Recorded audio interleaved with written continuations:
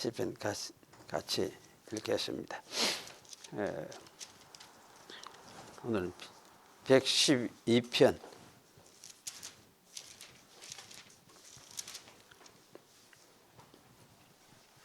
112편 할렐루야. 여호와를 경외하며 그 계명을 크게 즐거워하는 자는 복이 있도다. 그 후손이 땅에서 강성함이여 정직자의 후대가 복이 있으리로다.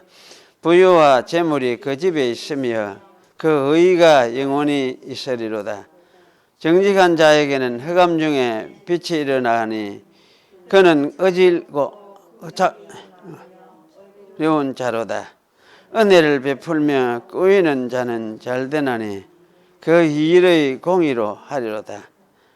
정의가 영영이 요동치 아니하며 의인은 영원히 기념되게 되리라.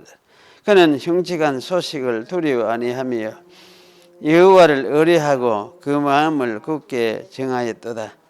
그 마음이 견고하여 두려워 아니할 것이라. 그 대적에 받는 복을 제가 재물을 흩어 빈궁한 자에게 주었으니 그 의가 영원히 있고 그 뿔이 영화로이 들리리로다.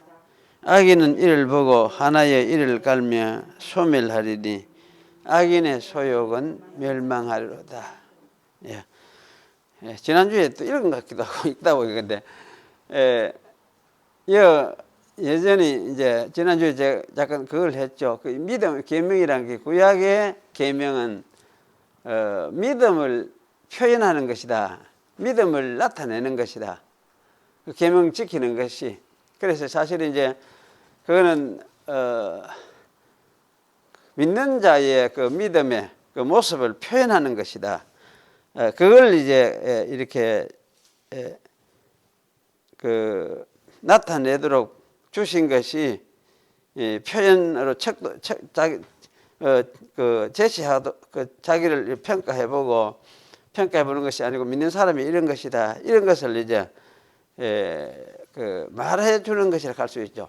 그 계명이라는 것이. 그래서 여기 이제 이어지는 그 설명들이 사실 더 잘 여러분이 생각을 해볼 필요가 있습니다. 그래서 후손이 땅에서 강성하고 정직자가 후대에 복이 있으리로다. 부유와 재물이 그 집에 있으며 그 의가 영원히 있으리로다.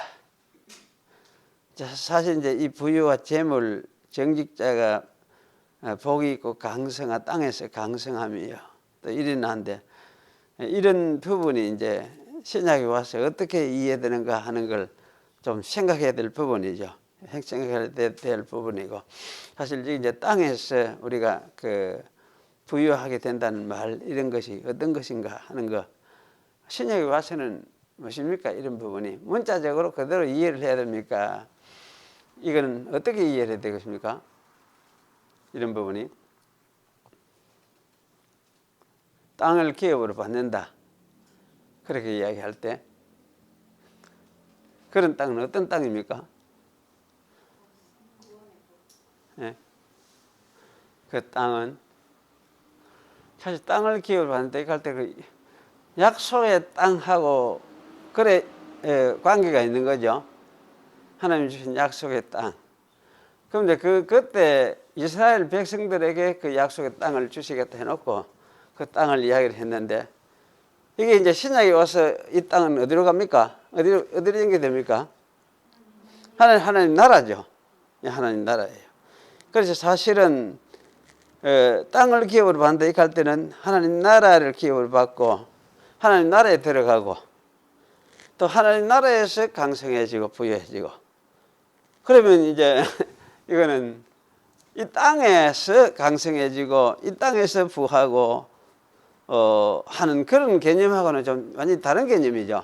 그래서 사실 영적인 개념이라고 할 수 있습니다. 그래서 사실 구약에 이렇게 말씀해 주고 있는 이런 말씀들이 신약에 와서 이게 어떻게 연결되어서 이어지느냐 하는 이걸 사실 파악을 못해서 성경 해석을 항상 이래 복음을 땅에 이 땅에 막 하늘의 것을 땅에 떨어뜨려 버리는 이 땅 것으로 만들어 버리는 그런 이제 복음.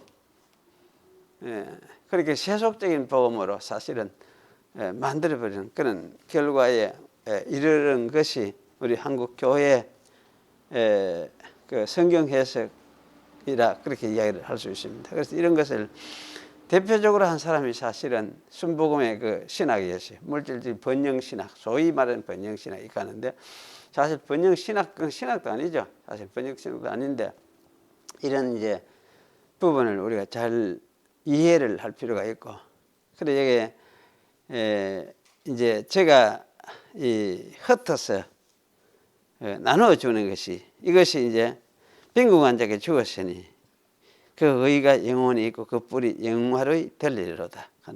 이제 이 말은 이런 것도 마찬가지죠. 그 주었으니까 나눠 주었으니까 굳이 많이 하고 했으니까 그게 이제 그 자체가 영원한 것이다. 이렇게 이야기를 해보면 너무 문자적인 그런 이해가 되죠. 그러니까 그 사람이 그렇게 한 것은 뭐냐? 그 사람이 영혼을 믿고 영원한 하나님 나라를 바라보고 사는 사람이라는 표라는 거예요. 그 구조해서 좀 나눠준 것이 그래 살아갔던 것이 그래서 사실은 이런 행동 이런 삶을 보면서 이것이 저 사람은 참 믿음의 사람이네. 속에 믿음이 있고 하나님이 계셔서 그 하나님 의지하고 살았구나. 그것을 실제적으로 삶에서 자기가 보여준 것이 저런 모습이구나. 이렇게 이제 우리가 이해를 해야 된단 말씀이죠. 그래서 이래 이해를 안 하고 자꾸 그래 하니까 저기 이제 저래야 저기 믿음이 완성된다 이런 식으로 해석을 해버리면 참 곤란해져 버리죠. 곤란해져 버려요. 그래서 사실 이제 그런 것이 아니고 나눠주고 이래 하는 것이 그래야 그게 믿음이 완성되고 어려움이 완성된다. 의의가 완성된다. 이렇게 이제 생각을 한다 하면 그건 이제 해석을 아주 잘못해 버린 거예요. 사실 저러는 것이 저 사람 속에 믿음이 있음을 증거를 하는 보여준 하나의 것이로구나. 이렇게 이제 우리 이해를 하고 그래서 여기 이제 그래서 이제 이런 것을 빈궁한 자에게 주었으니 그 의가 영원히 있고 그 뿔이 영원히 들리로다. 저것이 믿음의 표현들이었기 때문에 믿음에 속한 삶이었기 때문에 그래서 저기 이제 영생과 연결되는 것이구나. 이렇게 우리가 이해를 할 수가 있죠. 그래서 이런 부분을 특히 이제 시편 같은 데서 제가 지난 시편 간간히 시편 설교를 하면서 이야기를 하고 이런 해석적인 문제를 어쨌든 이해를 시켜야 되겠다 그런 생각을 가지고 종종 그 시편을 설교를 했었죠. 그래서 지금 아마 시편 들어 아마 한 1권 한 2권쯤까지만 했지 싶어요.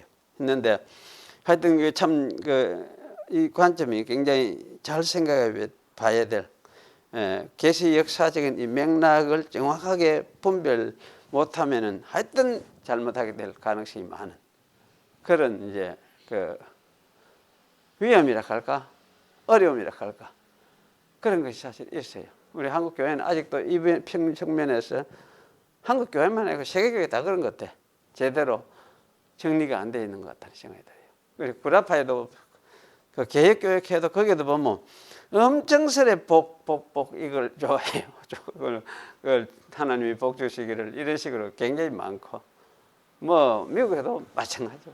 어쨌든 이 세상에서 그런 복 받고 잘 살고 또 돈도 잘 벌이고 하는 이런 쪽으로만 이해를 하는 그런 소망을 성도들은 꽉 가지고 있어요. 사람들 가지고 있는데 그거를 깨뜨릴 재간이 없는 것 같아. 그럼 누가 해야 되느냐? 하나님이 해야 되겠죠.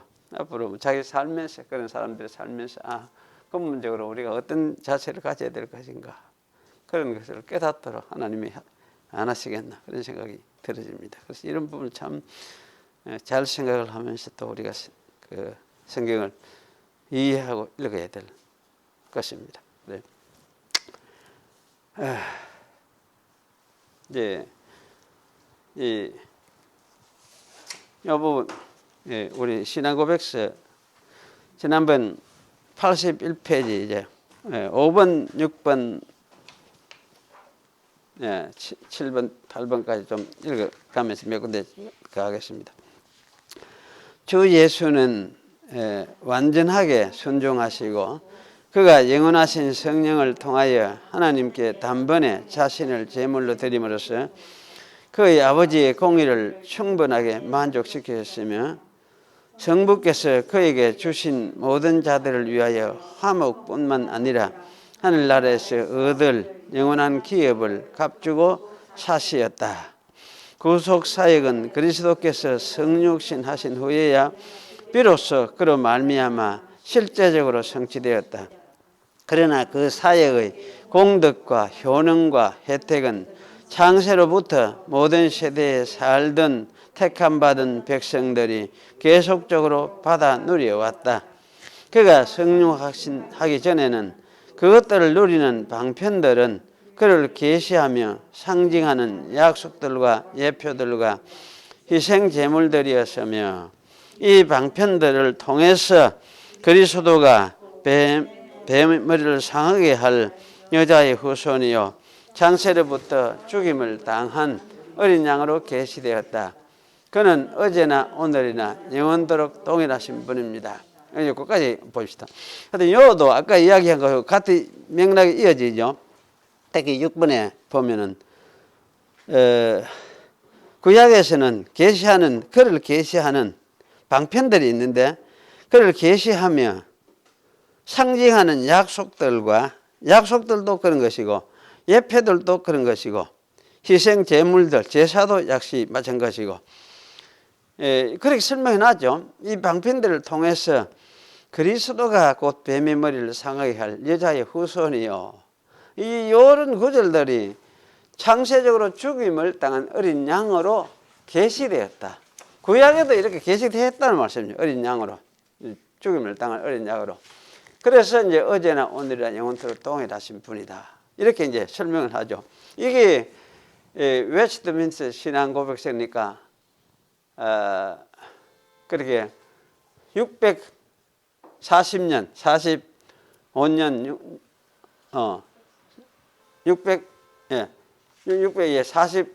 그때 맞습니다. 45년 그때부터 몇 년 동안 요기 했는데 아마 모여서 이제 만들어진 것이니까 너무나 명백하게 이렇게 해놨는데도 요거를 받아들이질 않아요. 안 하고 어쨌든 계속해서 요새는 이런 부분을 시비를 하는 셈이라. 그 구약을 읽을 때 그 제사는 제사, 그 당시에 제사 지낸 것이다. 하나님께 제사다. 레위기 그걸 제사다. 그러면 사람이 하나님께 드리는 제사다. 그런 식으로 이야기를 해. 레위기 사람이 하나님께 드리는 제사. 사람이 그럼 하나님께 드리는 제사 그래서 우리는 구속을 찾아야 되잖아요. 그리스도의 구속을 찾아야 되는데 구속 찾는 구속 이야기는 안 해놨는데 그것을 그러면 문자 그대로 그러면 읽고 받아들이면 죄사지. 그런 식으로 그리스도를 빼버리고 문자 그대로 제사니까 제사지. 사람이 하나님께 드리는 것이다. 이런 식의 적용을 하면서 해석을 하는 그런 류의 해석이. 그런데 뭐 됩니까? 구약 해석하면 잘못하면 유대교 돼버려요. 유대교 돼버려. 그런데 이런 가르침을 학동생 총신 교수들이 젊은 요새 공부하고 비교적 젊은 거, 그래 정답해봤자 그래도 한 40, 50대 다 된 사람인데, 그래 이런 식으로 설명하더라고. 저는 저건 빵지. 레위기 강의하면서 그렇게 강의하는 걸 보면서 제가 지금 빵점이다 내가. 저런 강의를 왜 하는 생각이 들었다. 그래서 사실은 이런 부분을 이런 이야기하면은 여기 이야기를 해놨는데도 이런 이야기를 하면은 장로교에서 이걸 요새 안 받아들이는 교수들이 제대로 안 받아들이고 그렇게 하는 식의 이제 태도를 가지고 있습니다. 그래서 이게 참 문제는 작은 문제가 아니다 싶어요. 그래서 이런 이제 이 시각을 정말 잘 우리가 이해하고 소화하는 거 이게 참 중요하다 그런 생각이 됩니다. 그래서 예수님은 모든 구약의 말씀들이 자기를 향해서 예언하는 예언의 말씀이다. 자기 사역을 나타내고 미리 보여주는 그런 말씀이다. 이제 그런 식으로 말씀하셨죠. 그래서 모든 말씀이 나에 대해서 하는 말씀이다. 모든 말씀이. 그래서 요한복음 5장 39절입니까? 7절입니까? 그걸 보면 그런 말씀 해놨죠. 그래서 그런 부분을 우리가 이제 잘 이해를 하고 살펴봐야 되는데 이런 이해를 가지기가 참 어려운 것 같아요. 사람들이 어떻게 또 이런 이해를 가져야 될지 몰라서 그런 것 같기도 하고 그런 측면에서 우리가 참 어쩌면은 이런 눈이 열리도록 기도해야 될 것 같다는 생각이 들기도 해요.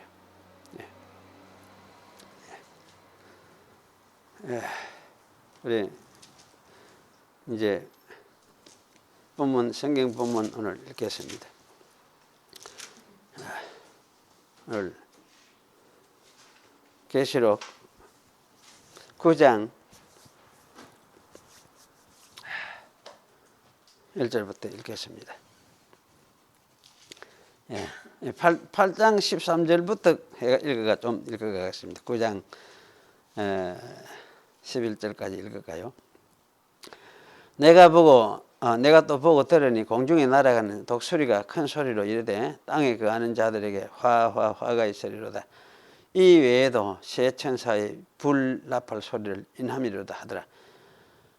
다섯째 천사가 나팔을 불매 내가 보니 하늘에서 땅에 떨어진 별 하나가 있는데 제가 무저갱의 열쇠를 받았더라.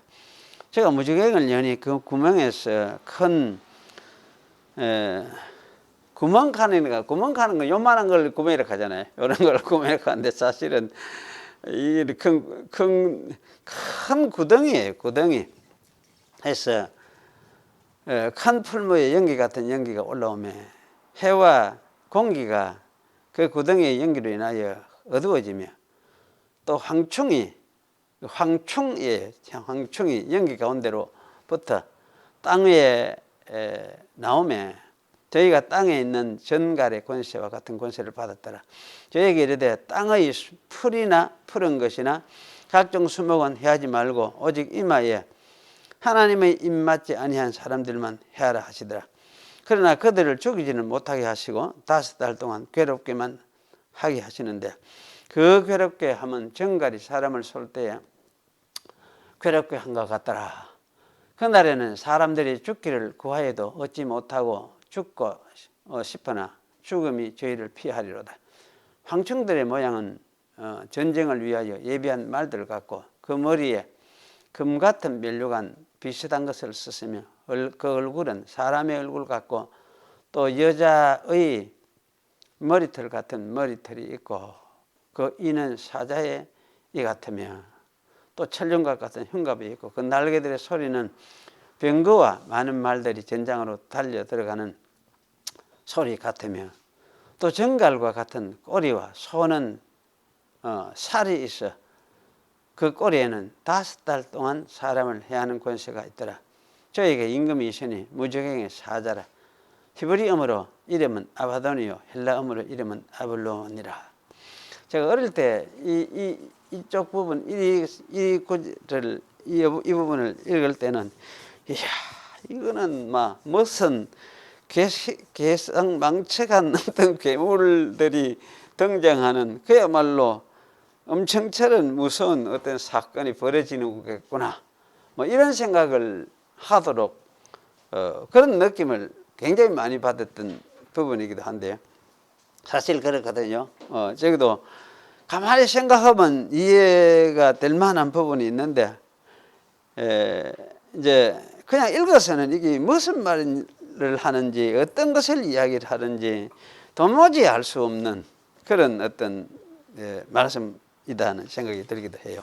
그런데 이제 성경은 사실은 그 어떤 시각으로 이렇게 접근을 하느냐 하는지에 따라서 눈이 열리고 또 보이는 것이 보이게 되고 그렇습니다. 그래서 계시록이라도 사실은 그런 점에서 예외가 아니다는 거. 그래서 성경 말씀 주님께서 역사하신 그 계시 역사를 이래 쭉 생각을 하고 또 예수님이 말씀하셨던 그 말씀들을 생각하고 예수님이 세상에 오셔서 역사하셨던 그 배경들을 생각을 하고 그러면서 이런 배경들을 가지고 옛날에도 어떻게 일을 했던가 이런 것도 같이 생각을 하고 이러다 하다 보면은 이것이 이해가 되도록 되어 있어요. 성경은. 그래서 사실은 이해가 안 되는 것이 아니고 이해되도록 되어 있는 것이 성경이라고 할 수 있습니다.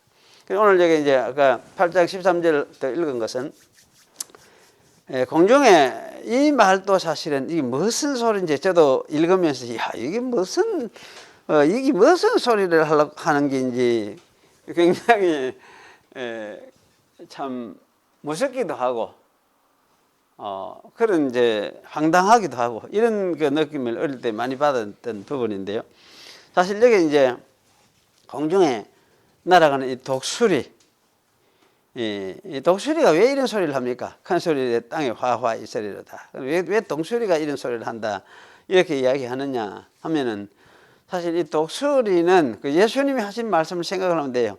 예수님은 성경 전체도 그렇고 예수님은 뭐라고 해놨습니까?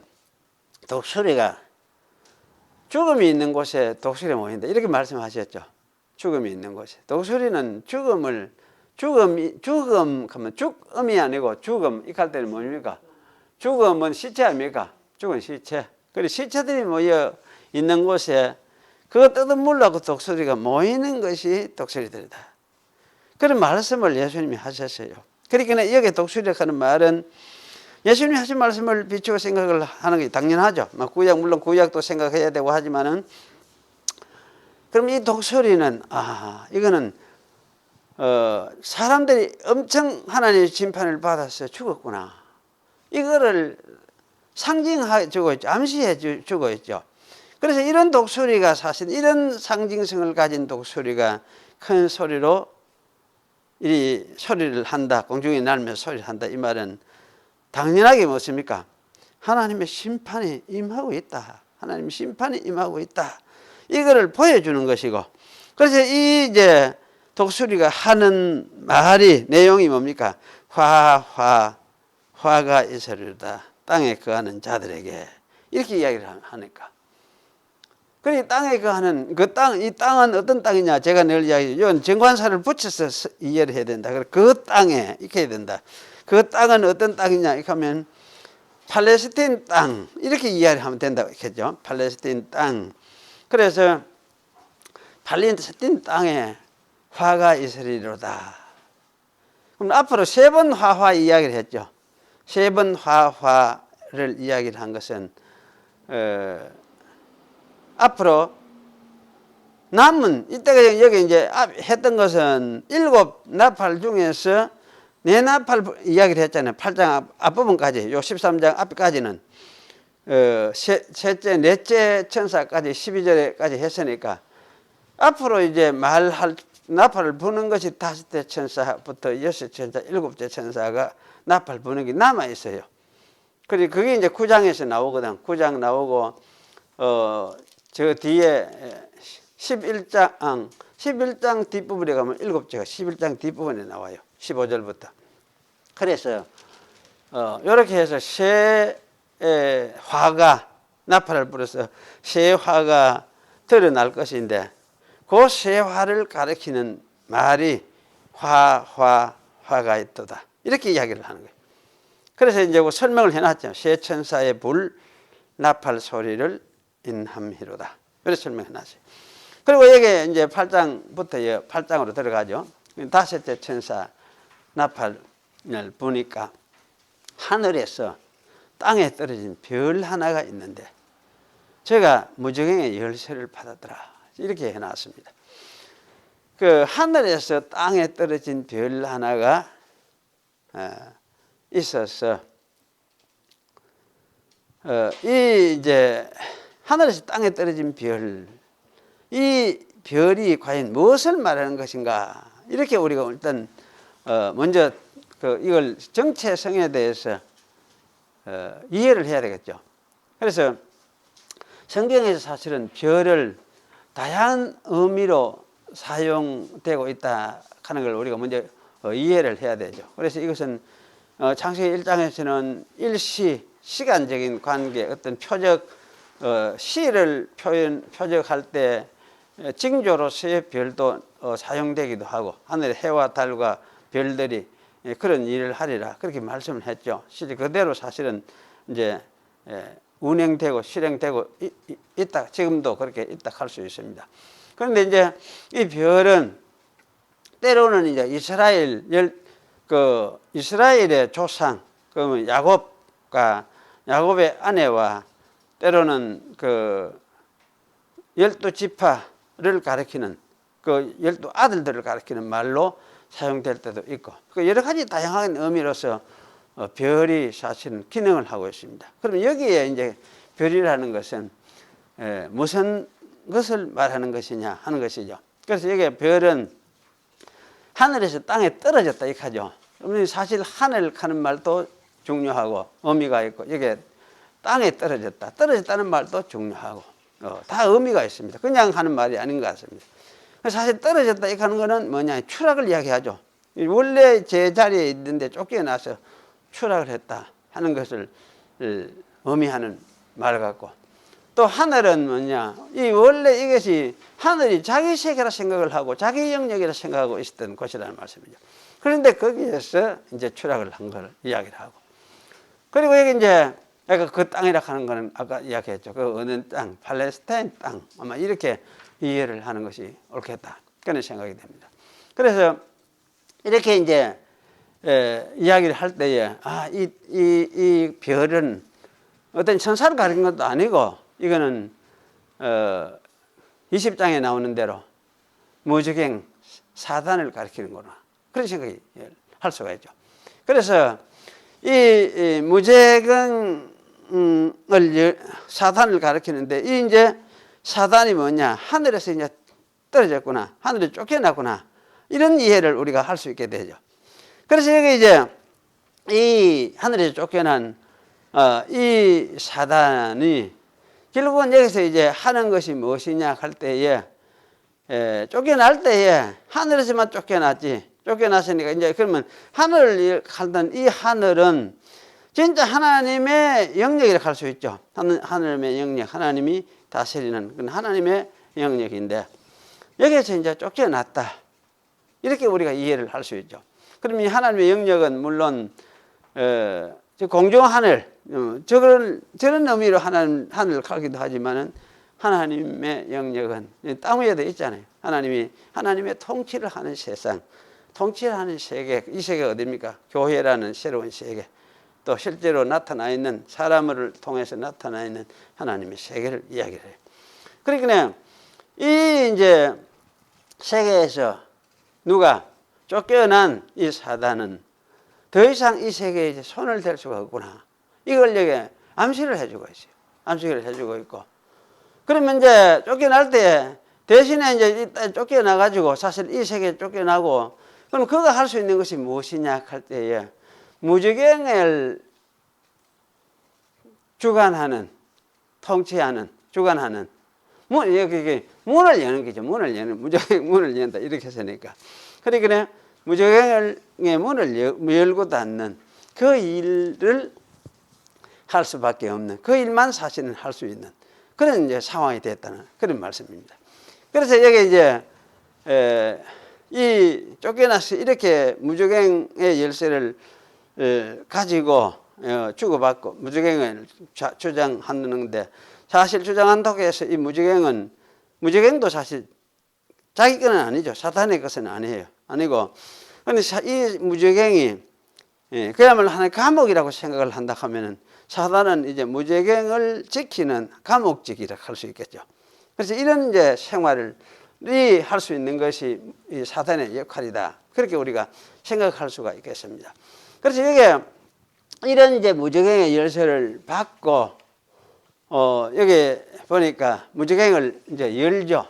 열는데, 무저갱이라는 이 말 자체는 우리가 사실 뭡니까? 바닥이 없는 구덩이란 말이에요. 무적행이라는 말 자체가. 그렇게 무적하는 말은 바닥이 없는, 끝을 모르는 바닥, 그 구덩이. 그래, 갱하는 거는 사실은 이제, 아마 구멍 이렇게 합쳐서 그렇게 이해를, 번역을 한 것 같은데, 우리 이제 번역이 사실 요 번역은, 요 면에서 요 번역은 참 잘 된 것 같다. 그런 생각이 들어져요. 그래서 사실 바닥이 없는 구덩이에요. 바닥이. 그럼 바닥 없는 구덩이는 뭐냐 할 때, 이거는 성경적인 관점에서 말하면 이거 뭡니까? 지옥이에요. 지옥이에요. 그래서 이 무적액을 여니까 그 구덩이에서 연기가 나오는 거지. 연기가 올라오면 해와 공기가 그 구멍에서 연기로 인하여 어두워진다. 그 구멍이 쪼맸다는 건 쪼매는 구멍에서 이래 올라온다는 이야기 아니고 구덩이 자체가 사실은 큰 뭡니까? 엄청 큰 구덩이인데 엄청 큰 그 구덩이에서 그야말로 연기가 올라오는 이런 어떤 모습을 이야기를 해주고 있어요. 그래서 이제 그러면 여기 이 연기가 올라오는데 이 연기가 워낙 많이 올라오니까 해도 가려지고 그러지 캄캄해지지 어두워질 수밖에 없죠. 그래서 풀무의 연기 같은 연기가 올라오면 해와 공기가 그 구멍의 연기로 인하여 어두워지더라. 완전히 그러게 연기 자체가 굉장히 진하고 너무 너무 심해서 요새 칸불 나면은 막 시커멓게 올라와서 이 하늘을 그냥 막 가리듯이 그런 어떤 상황이다. 그렇게 우리가 생각을 할 수가 있겠죠. 그래서 그런데 여기 이제 이렇게 되는데 3절에 보니까 여기 황충이 연기 가운데로부터 땅 위에 올라왔다. 그렇게 이야기하고 있어요. 황충이 연기 가운데로부터. 그래서 이 황충이 연기 가운데로부터 올라왔다는 이 말은 이게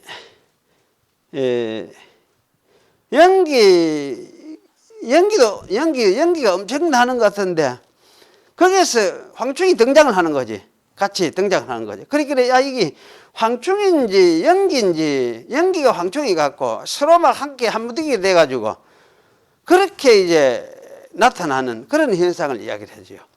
그래서 연기가 하늘이 가리도록 연기가 나타나는데 사실 그 하늘을 가리고 해를 가리고 하는 그런 유의 그 연기는 황충이 그만큼 많이 나타났기 때문에 그것이 하늘을 가려서 해를 가리고 그래서 어둡게 하는 그런 것을 말하고 있는 거구나. 이렇게 아마 이해를 해도 될 것 같아요. 요새도 그런 일이 있잖아요. 중동 저쪽으로 가면은 이 황충이 아주 메뚜기가 막 수백만 마리, 수천만 마리가 한꺼번에 때를 지어가 나르면 하늘이 새까매지거든요. 그야말로 해를 가린다고 이야기해요. 그래서 그런 현상을 우리가 상상하면은 이걸 좀 더 이해를 할 수 있겠다 싶은데 어쨌든 여기 이제 황충이 이런 많은 황충이 이렇게 이제 연기 속에서 나오니까 사실 그 연기가 황충이고 황충이가 사실 연기 모습으로 진하게 많이 한꺼번에 쏟아져 나오는 이런 것으로서 이해를 하는 것이 할 수가 있겠다. 그런 생각이 들어집니다. 그래서 여기 3절에 이렇게 나오니까 제가 땅 위에 있는 정갈의 권세와 같은 권세를 받았더라. 이렇게 얘기하죠. 그리고 정갈이란 말은 여러분 알죠? 우리나라는 정갈 잘 없습니다. 없는데 아마 저자 그 사막 지역이 많고 하는 그런 곳에는 정갈이 그래 많다 하는 거더라고요. 그런데 그래서 제가 사실 정갈에 소유지 보진 경험이 없어서 저는 잘 모르겠어요. 얼마나 그게 아픈지는 모르겠는데 소유면 그게 사람 거의 죽는다 하대요. 그만큼 아프다 하대. 좀 아픈데 저는 촌에서 하면서 벌한테는 많이 소유받거든. 벌한테는 집에서 키우는 이제 꿀벌한테는 사실은 이거는 장난처럼 소유했어요. 어릴 때는. 그저 그 벌이 들었다 나갔다 하는 그게 신기해가지고 그것을 안에 막 수지고 이래서 하다가 머리 뭐하고 뭔실 쏘아 보니까 그건 뭐 말 것도 없이 쏘이는 거지. 그런데 그 꿀벌한테 쏘인 거는 별 문제가 없어요. 없고 또 덜에 나가면 또 땅벌이라고 있어요. 땅벌. 땅 속에 집을 짓고 사는 잔잔한 노란벌 이런 게 있어. 그거한테 쏘이면 억수로 여기 맺고 못 견딜 만큼 그 알이고 그래요. 그 벌은 잔잔한데 그렇게 이제 독해요. 독한데 이거보다 더 큰 또 벌이 또 있어. 대롱갱이 하는 게 촌의 말을 그 대롱갱이 했어. 그러면 학명으로 뭐라 하는지 모르겠는데 요새는 대롱갱이. 이거는 야 소위면 이거 제법 그 심해요. 아파요. 이거보다 더 크거든. 그러니까 땅벌보다 더 크고 꿀벌보다도 조금 더 이제 힘이 있고 큰 것 같아.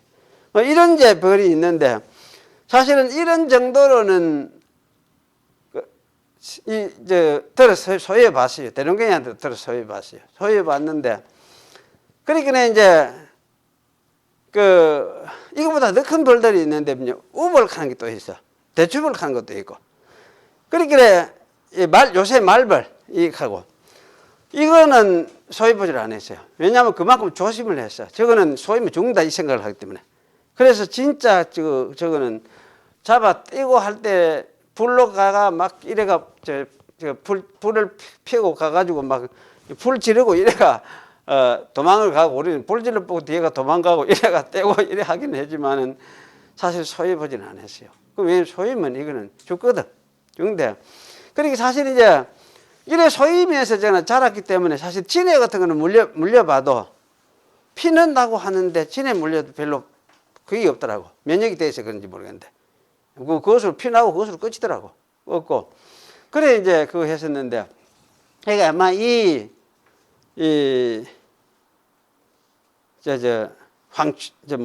정갈. 예, 정갈.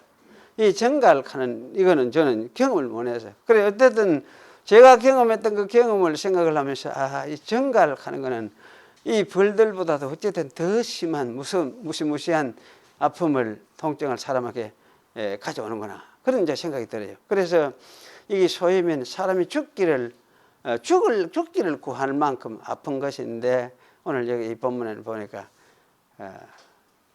죽기를 구하여도 죽음이 도망을 쳐버려.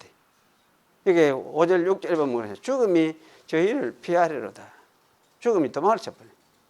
그만큼 아프기는 아픔을 야기시키면서 사람을 고통스럽게 하는 그런 이제 표현을 여기 쓰고 있습니다. 그래서 이제 이 정갈의 권세와 같은 그런 권세를 가진 황충. 그리고 황충하는 이게 참 묘하죠. 그리고 황충은 그러면 우리말이 황충을 써요. 황충하면 벌레란 말이거든. 벌레란 말이거든. 충이라면 벌레 아닙니까? 벌레 충자를 썼거든. 그러니까 이제 이 황충하는 이 말이 뭘 이야기를 하느냐 할 때,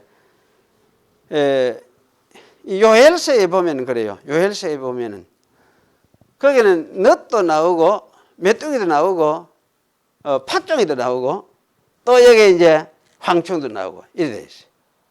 그러니까 팥종이 가는 거는 요엘서에 보면은 똑같은 메뚜기인데 다 메뚜기인데 이 메뚜기의 자라는 진화 과정에 따라서 이름이 달라.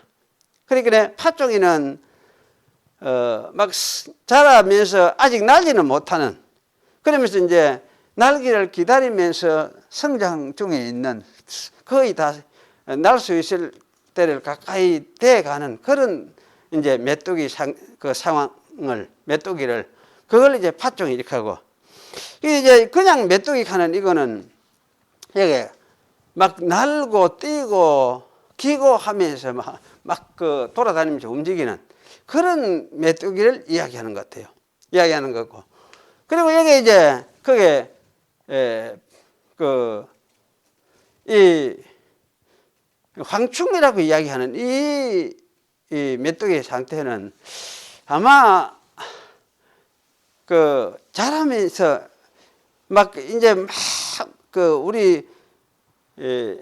우리나라 뭡니까 막 이래 자라면서 많이 먹고 막 커가지고 막 덩치를 하면서 이 날 상태는 아닌데 벌레 상태에 되어 있는, 유충 상태에 되어 있는 이런 상태.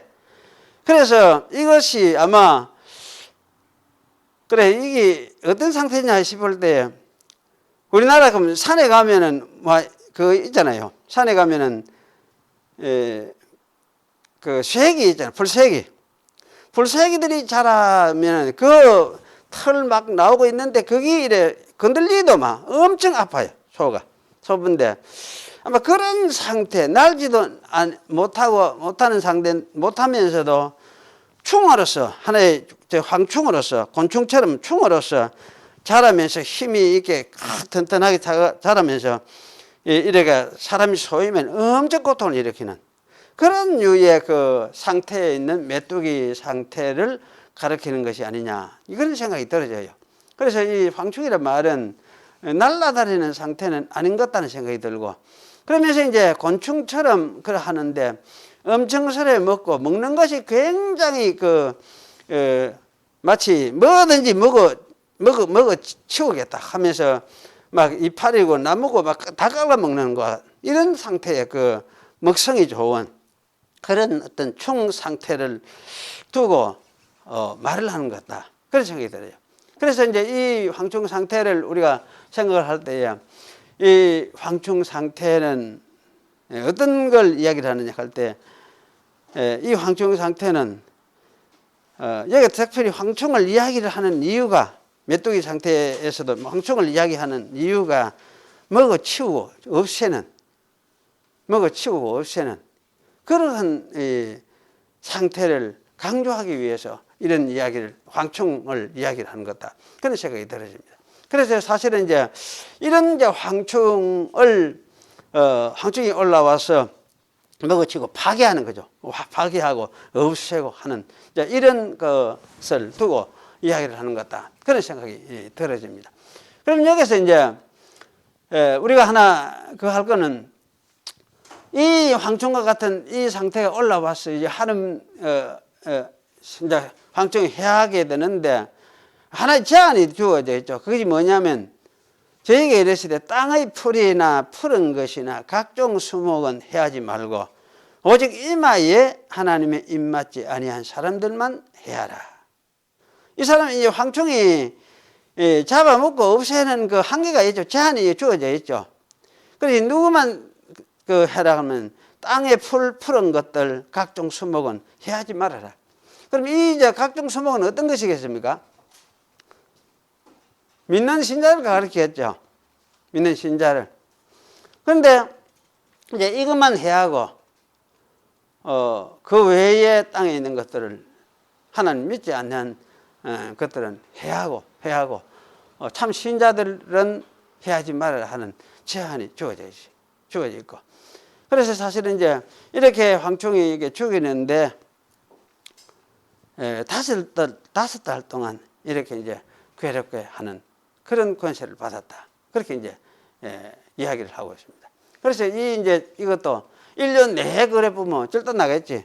근데 5달만 그래 해놨는데 이 5달이 무엇이냐 하는 거는 뒤에 아마 11절 우리가 10절 생각할 때까지 생각을 하면 되겠습니다만은 어쨌든 그랬어요. 5달 같으면 이건 제한성이 있구나. 제한적인 완전히 해야지만은 다 해야 하는 건 아니고 일단 그래도 좀 남겨놓는 부분이 있어서 이렇게 하고 있구나. 이렇게 이제 우리가 이해를 할 수가 있습니다. 그래서 이렇게 이제 그 황충이 해야 하는데 이게 이마에 입맞지 아니한 자를 해야라. 이렇게 했으니까 이 인은 어떤 인이냐 하면 하나님의 인을 이야기를 하죠. 하나님의 인을 이야기하니까 그러면 하나님의 인을 입맞은 것이 무엇이냐? 우리나라 사람들 요새 그런 사람들이 있어요. 입맞은 거 여기 입맞지 않으려고 이거를 피하려고 돌아다니는 사람들이 있어요. 여기 혹시 또 이런 데도 칩 넣을까 그렇게 베리칩 감시나 그거 한 사람 있어. 우리 교회 이사 오기 전에 저 있을 때 그런 사람들이 왔더라고. 그 다른 아마 사위는 무슨 의사인 것 같더라고. 없고 근데 할매가 그걸 빠져 있고 그래 빠져 있는데 교회를 찾아서 교회 갈 데가 없잖아. 잘 그런데 빠져 있으니까 그래서 혹시 여기는 이런 걸 가르치는 곳이 아니냐 이런 생각을 하면서 교회를 찾아왔어요. 찾아와서 한창 이야기를 하는데 내가 그래 그런 것이 아니다 식으로 이제 이야기를 하니까 그 할머니가 대번 대뜸 여기는 우리 아니다 여기 올 곳이 아니구나 다르구나 그렇게 갔어요. 저도 보내줬고 그렇게 가고 말았는데 그런 상황이더래요. 그래서 사실은 인이라 하는 건 이마라 하는 건 왜 이마라 하느냐 할 때 믿음의 인이 우리 이마에 받느냐 할 때 우리 이마에 받는 거 아니잖아요. 그런데 이마라고 이야기를 하는 거는 이마는 사람에게 있어서 가장 먼저 보이는 잘 나타나는 곳이에요. 잘 나타 보이는 곳인데 이거는 어디에 누가 봐도 항상 먼저 보이는 곳이 이마 이제 잘 숨기지 아니하는 잘 드러나 있는 곳이에요. 그래서 사실은 이제 여기 그래서 이마에 입맞은 하나님의 인을 맞아야 된다 그렇게 말을 하면서 여기 인을 이야기를 하는데 사실 이거는 뭐냐 신앙을 이야기를 하는 것이에요. 입 맞는다는 것은 신앙 하나님의 백성이다 하는 걸 하나님이 확인하는 기거든. 그러면 하나님의 백성이다 확인하는 것은 이마에 합니까? 그 사람에게 합니까? 사람에게 하죠. 그 사람 속에서 뭐냐 하나님이 어쩝니까? 마음을 열어주니까 믿게 되고 믿음이 생기는 이게 뭐냐 입 맞는 거예요. 그래서 성경에는 이제 입 맞는다 이런 상황을 뭐라 합니까? 여러 가지로 표현을 많이 하죠. 하나님의 자녀 되었다, 또 새 사람 되었다 이렇게 하기도 하고 이걸 마음의 할례를 받았다 이렇게 하죠. 마음의 할례를. 구약 시대 아브라함 시대 이스라엘 백성들은 어디입니까? 이제 표피에 암경에 표피의 할례를 표를 하지. 그 신앙을 하는 사람은 하나님을 믿는 사람은 믿는 표로서 표피의 할례를 받아라. 그때는 표피를 거지. 그것도 표피가 문제가 아니고 그 사람이 하나님 믿는 사람이라는 인정을 하는 표인데 그래서 사실 우리가 이제 믿음의 표는 어디에 받느냐 할지 그 사람 전체가 받는 거예요. 전체가 하나님을 믿고 예수 그리스도를 믿어서 변화를 받고 새 사람이 되어지면 그 사람 전체가 새로운 사람으로서 새 피조물로서 살아가야 되거든. 그걸 두고 이야기해. 하나님의 임을 받아야 된다. 하나님의 인치기까지 너는 그 손대지 말아야, 그 아직 해하지 말아라. 내가 다 전해가지고 그들이 하나님을 믿는 백성으로 다 구별되는 표를 다 하고 나거든 네가 해라. 이제 그런 이야기를 여기 하고 있는 거예요.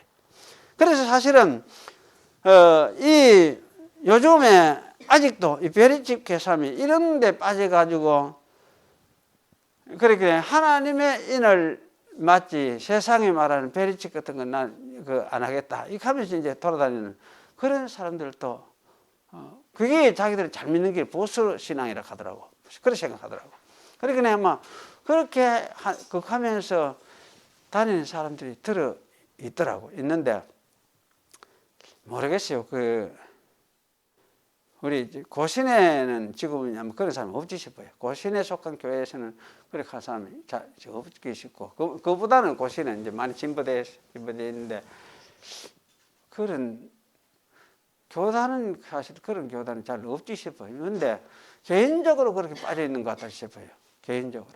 그래서 사실은 참 굉장히 안타까운 그런 경우를 보게 되어지는데, 그래서 사실은 이런 이제 말씀을 보면서 이 말씀의 의도가 무엇인지를 정확히 파악하고 이렇게 성경을 이해를 해야 되는데, 그렇게 하지 않고 자꾸 엉뚱하게 이해를 하면 자기 상상으로 문자적으로 그대로 문자적으로 하니까 그래 이런 이제 경우에 빠지게 돼요.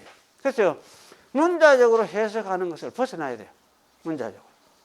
성경이 특히 계시록 같은 건 또 해.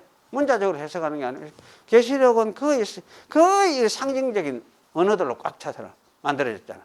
상징적이고 환상적이고 이런 어떤 언어들로 차 있기 때문에 이걸 문자적으로 해석을 하고 이해를 하려고 하면은 계시록 엉터리 될 수밖에 없게 돼 있어요. 그래서 내가 이제 입 맞는다는 말도 이런 관점에서 우리가 생각을 하고 이해를 해야 되지. 그러고 해석하는 것도 이제 이 문자적인 이런 데서 탈피를 하는.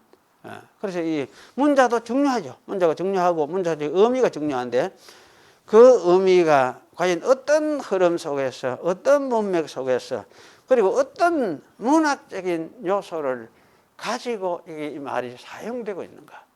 이걸 살피면서 성경을 제대로 읽고 해야 되는 것이 그게 옳은 해석을 할 수 있는 하나의 방도라고 할 수 있습니다.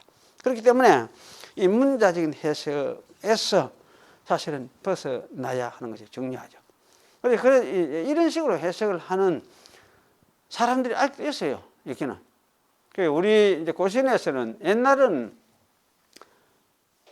우리 고신이 아니지. 내가 고신 아니잖아. 그러니까 어릴 때 고신 걷고 고신에서 공부를 해서 그렇지만 그 고신에서 제가 어릴 때 그때만 해도 이제 그때 전천연설을 믿었으니까 그때는 전천연설을 믿고 성경을 이해를 하면서 이제 이 계시록 이거를 사실 문자적으로 그 앞으로 일어날 미래에 재림 때에 일어날 일로서 생각을 하면서 해석을 했으니까 그게 아주 미래 사건이잖아요. 미래 사건으로 생각을 하고 해석을 했으니까 그러면서 이제 그 여자적인 문자적인 해석을 많이 시도를 했어요. 한국 교회 전체가 일제를 지나오고 6.25를 지나고 60년 한 70년대까지도 거의 그런 유의 해석을 했었는데 그렇게 해석하다 보니까 뭡니까 이제 예수님 재림한다 뭐 하는 89년인가 얼마가 한창 99년인가 97년인가 그걸 샀잖아요.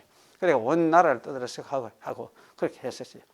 사실 이제 그런 식의 해석이 그런 식으로 해석하는 사람들이 있어요. 그런 이제 한국 교회는 역사적인 전천연설을 그래도 가르쳤다 할 수 있는데 왜냐하면 그걸 가르쳤던 사람들이 박윤선 목사님 이런 분들이 다 역사적인 전천연설을 가지고 있어요. 그런데 이거하고 달리 그야말로 문자적으로 매달리는 사람들이 또 있어요. 역사적인 전천연설을 가르치는 사람들이 아니고 그 사람들은 그야말로 뭡니까? 세대주의. 미국에 세대주의 있어요. 세대주의 가르침. 세대주의적인 가르침은 철저하게 이 사람들은 문자에 매여. 문자에 매이니까 이게 유대나라 이스라엘 백성 하면 저자 유대나라 이스라엘 백성 그쪽으로 가버려. 우리가 새 이스라엘 백성이다. 하나님의 백성이다. 이런 생각을 못 하게 돼. 그러니까 자꾸 이제 예수 재림을 생각을 재림 전에 일어날 일 여기 이제 2만만 군대가 오는데 2만만 군대는 몇 명이냐 어느 나라가 2만만을 보낼 것이 2만만 그러면 글자 그대로 하면 그 2억인데 2억 군대를 보낼 수 있는 나라는 중공뿐이다. 중공의 군대를 이렇게 해서 아마 이제 실크로드를 해가지고 저쪽 구라파 예루살렘까지 치러 갈 것이다. 이런 식의 이제 설명을 하면서 백투 더 예루살렘 우리나라도 그런 운동을 하는 사람들이 있었죠. 그래서 예루살렘으로 돌아가자. 이래가 이제 그 예루살렘이 다시 회개하고 돌아서면 그래야 예수님이 온다. 이래가지고 이제 그런 운동을 하는 사람들이 있어요. 지금도 그런 사람들이 있죠. 이런 사람들이 있어요. 있는데 그런 해석들이 결국은 뭐냐 하면 성경을 문학적으로도 생각지도 아니하고 그 구속 역사적으로 이렇게 흘러오면서 이것이 뭘 어떻게 표현을 하고 드러냈던가 하는 것도 생각들이 안 하고 구약에 말했던 그 구약에 말했던 그 당시에 이제 그런 방식을 가지고 그런 대상 그 사람은 구약 이스라엘이라는 대상을 가지고 이야기를 했던 건데 이것이 신약에 와서 어떻게 드러나고 어떻게 이렇게 이해되어야 할 것인가 하는 이런 부분을 전혀 생각지 아니하고 그래서 사실 성경 해석을 제대로 못하다 보니까 그런 이상한 이런 가르침을 가지고 그런 했던 그런 빠져 있는 그런 사람들이 한국에 사실 많이 있고 외국에도 있고 그래 하고 있으시고 그래서 사실은 저도 사실은 이런 면에서 자라면서는 굉장히 좀 두려움도 많이 있었거든. 왜냐하면 이게 베리직해서고 이런 것이 어디 입 맞아야 되는데 어째 입을 맞아야 되는가? 그러면 어디 맞는가? 이마에 어떻게 맞는가? 뭐 가지고 왜 할 게인가? 뭐 이래 옛날 우두 맞듯이 콱 이마에 갖다 찍어 볼 게인가? 이런 생각을 하면 굉장히 무서웠어요. 무서워하고 좀 두려움도 가지고 이래 했었는데 그게 사실은 이것이 성경 해석하는 방식에 아주 제대로 이해를 못하고 하다가 보니까 그런 어떤 어리석은 자리에 모두 빠지는 거다. 그런 생각이 들어요. 우리가 이제 이런 걸 보면서 이 이야기가 그런 베리칩을 피하라 그런 이야기가 정말 아니구나. 그런 이야기가 아니구나. 뭐 베리칩이 사실은 되게 유용하고 편리하다 하면 우리가 육신적으로 그거 해가지고 만들어가 사용한다 해도 그게 자체가 죄입니까? 그래 하는 게 그게 죄가 아니잖아요. 그런 것이 우리가 필요하다 하면 우리 휴대폰 안 가지고 다니고 주민등록증 안 가지고 다니고 그걸 어디 손가락 어디든지 손에든지 이래가 해가지고 그게 편리하다 하면 사실은 그걸 하는 것도 그 죄는 아니에요. 물론 육신적으로 보면 그게 좋을 게 없지. 육신에 그걸 집어넣으면 뭐가 좋겠습니까? 그 여기 암을 일으킬 수도 있고 뭐 딴 병을 야기시킬 가능성이 있거든. 그런 거를 이제 좋은 게 없어요. 좋을 게 없어요. 몸에 넣어놔. 그러나 사실 이제 성경적인 진리하고 이게 관계가 있느냐 그런 건 아니라고 말이에요. 그래서 우리는 뭐 그게 꼭 참 유용해서 꼭 그래서 그걸 사용해야 한다면 사용하는 것도 괜찮죠. 현재 우리 주민등록도 사용하듯이 또 휴대폰 사용하듯이 사용할 수 있지. 휴대폰 나올 때도 뭐라고 했으면 이런 게 앞으로 이런 게 나오면 이게 어찌됐다 세상에 왜 돌아갈까? 그걸 쌓았잖아. 그렇게 생각하는데. 그래서 우리가 사실 이거는 육신적인 거, 이 세상 물질 세계에 속한 것을 말하는 것이 아니라는 걸 우리가 잘 생각을 해야 돼. 생각을 해.